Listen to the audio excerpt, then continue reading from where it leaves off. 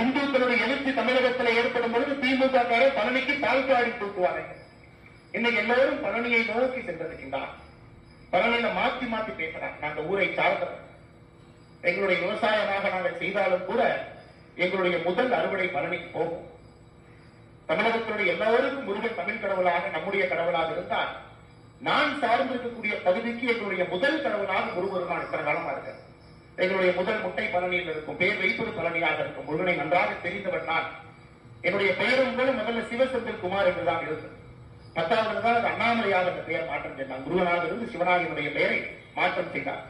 முருகபெருமானை நன்றாக உணர்ந்தவன் நான்.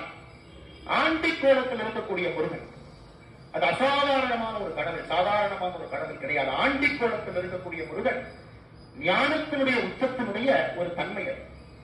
பழனி கோவிலை பற்றி உங்களுக்கு என்ன தெரியும்? பழனி கோவிலை பற்றி புரியாதவர்கள் என்ன பண்ணுவாங்க?